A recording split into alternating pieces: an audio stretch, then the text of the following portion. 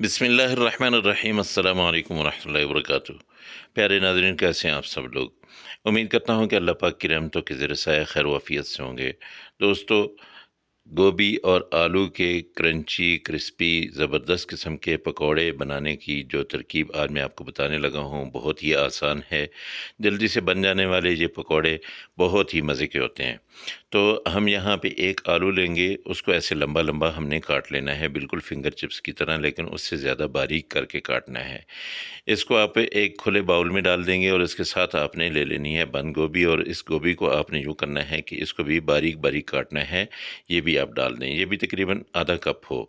इसके साथ हम प्याज लेंगे एक, और उसको भी लंबा लंबा काट लेंगे, ये भी इसके अंदर आप डाल देंगे। अच्छा, ये जो प्याज है, गोभी है, आलू हैं, इनको आपने लंबी शक्ल में काटना है, इनको आपने चौकोर नहीं काटना है, ठीक है। तो 7 से 8 सब्ज़ मिर्चें जो हैं ये मैं डाल देता हूँ। ये बहुत ही मज़ा करती हैं, बहुत ही टेस्टफुल होती हैं। यहाँ पे मैंने 2 अंडों को उबाल के उनको भी बारीक-बारीक करके वो डाल दें। इसके साथ हम मसाले डालेंगे। लाल मिर्च पाउडर जो है ये 1 चम्मच आप डाल दें। इसके साथ आधा चम्मच आपने लेना है हल्दी पाउडर, ये आप डाल दीजिए। अगर आप इसमें कलर डालना चाहते हैं तो थोड़ा-सा कलर भी डाल दीजिएगा। ज़ीरा धनिया पाउडर है, ये 1 चम्मच है। इसके साथ थोड़ी-सी आपने अजवाइन लेनी है, और ज़ीरा जो है ये आप साबित डाल दें, लेकिन इसको ऐसे करके मसल के डालना है। यहाँ पे नमक जो है 1 चम्मच मैं डाल रहा हूँ, आप हस्बे ज़रूर डाल लीजिएगा। और उसके साथ मैं बेसन लूँगा। बेसन आपने तकरीबन 3 चम्मच डाल देना है इसमें।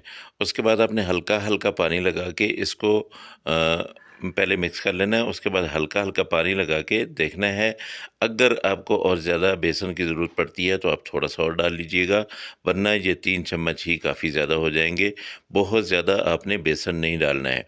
हमने ये लच्छादार किस्म के पकौड़े बनाने हैं, और अगर आप ज़्यादा बेसन डाल देंगे तो फिर ये लच्छादार नहीं बनेंगे। पकौड़े तो बन जाएँगे, लेकिन ये बहुत ही टेस्टी और क्रंची से जो बनेंगे वो लच्छादार ही बनेंगे। तो उनके लिए ज़रूरी है कि आप बेसन जो है वो कम रखें।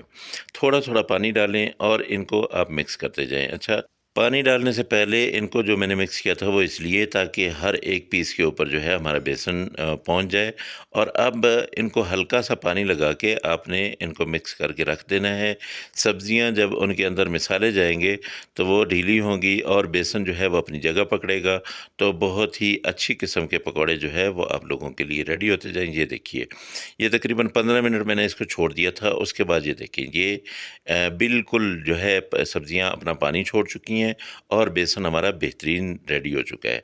अब हमने ऑयल गरम करना है। ऑयल गरम करके हमने चम्मच से ये ऐसे पकोड़े इसके अंदर डालते जाने हैं, और इनको कोई शेप देने की ज़रूरत नहीं है, ख़ुद ही ये शेप पकड़ लेंगे। और इनको आपने तकरीबन 1 मिनट तक कुछ नहीं करना है। 1 मिनट के बाद आप इसको अलटते-पलटते रहें। आप इसको डीप फ्राई ही करेंगे, ठीक है? इसको आपने शैलो फ्राई नहीं करना है। ये पकौड़े जो है इनको आपने डीप फ्राई करना है।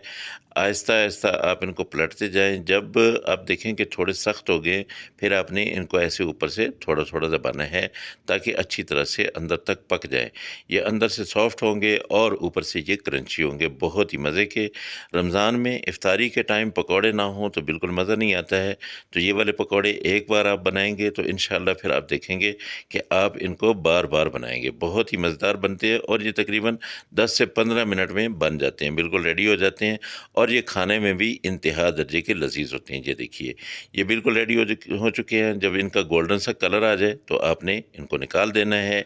आपको एक टिप बता दूं कि अगर आपके पकौड़े या समोसे, कोई चीज़ भी जो आप फ्राई करते हैं वो ज़्यादा ऑयल लेने लग जाते हैं, तो आपने क्या करना है कि कोई चीज़ भी डालने से पहले आपने ऑयल के अंदर एक चुटकी नमक डाल देना है।